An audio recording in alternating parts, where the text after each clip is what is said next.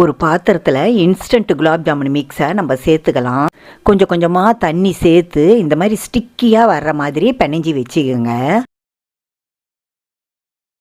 ஒரு டீஸ்பூன் நெய்யை அந்த மாவு மேலே தடவிட்டு ஒரு அரை மணி நேரம் அப்படியே விட்டுடுங்க. அதுக்கப்புறம் உருண்டை பிடிக்கலாம். ஃப்ரெண்ட்ஸ், நான் 1/2 கிலோ அளவுக்கு நான் சர்க்கரை போட்டிருக்கேன். பாக்கெட் மேலே 900 கிராம் சர்க்கரை போடணும்னு போட்டிருப்பாங்க. பாக்கெட்டுக்கு உங்களுக்கு 1/2 கிலோ அளவுக்கு சர்க்கரை போட்டாலே போதும். 900லாம் போட்டிங்கன்னா ரொம்ப சர்க்கரை பாகு மீந்து போயிடும்.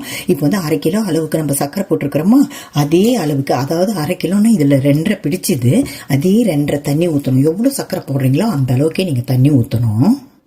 இந்த 1 ஊற்றிருக்கிறேன், 2 ஊற்றிருக்கிறேன்.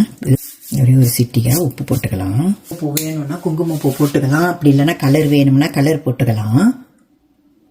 ஃப்ரெண்ட்ஸ் பாருங்கள், ஒரு 5 ஏலக்காவை நல்லா நுணுக்கிட்டேன். நான் அந்த தோல் எடுத்துட்டு வெறும் உள்ளே இருக்கிற அந்த விதை மாத்திரம் போட்டிருக்கிறேன்.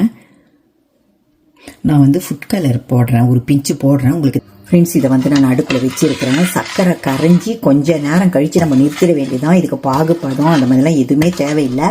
எண்ணெய் பிசுக்கு பதம்னு சொல்லுவாங்க பார்த்தீங்களா, அந்த மாதிரி வந்தாலே போதும். நம்ம உள்ளங்கையில் வச்சு ஃபஸ்ட்டு ஒரு அழுத்தம் கொடுக்கணும். பாருங்கள் ஃப்ரெண்ட்ஸ், நல்லா உருட்டிட்டேன். இதே மாதிரி எல்லாத்தையும் உருண்டை பண்ணிட்டு பார்க்கலாம். எண்ணெயை தொட்டாக்கா ஒரு மாதிரி வழுன்னு இருக்கும் பாருங்க, அதுதான் கன்சிஸ்டன்சி. இப்போ நம்ம நிறுத்திடுவோம். இப்போ எல்லா உருண்டைகளும் நான் செஞ்சு வச்சுட்டேன். இப்போ எண்ணெயில் போட்டு எடுப்போம்.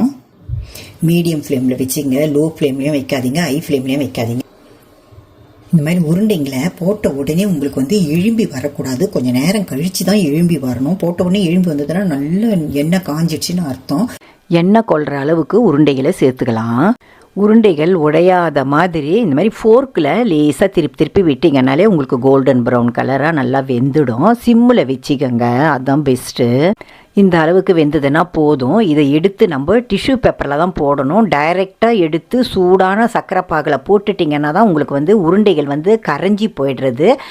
டிஷ்யூ பேப்பரில் சேர்த்துட்டு அது நல்லா ஆறின பிறகு வெதுப்பாக இருக்கிற சர்க்கரை பாகில் சேர்த்துட்டு ஒரு அரை மணி நேரத்துலேருந்து 1 மணி நேரம் அப்படியே விட்டுடுங்க. ஜீராலாம் நல்லா சர்க்கரை பாகு இருக்குது இல்லையா, அதெல்லாம் நல்லா உறிஞ்சி நல்லா சாஃப்டாக இருக்கும் உங்களுக்கு குலோப் ஜாமுனு. ஃப்ரெண்ட்ஸ் பாருங்கள், ஒன்று கூட உடையாமல் கரையாமல் ஒரே கலர்லேயே இருக்குதுன்னு பார்த்தீங்களா.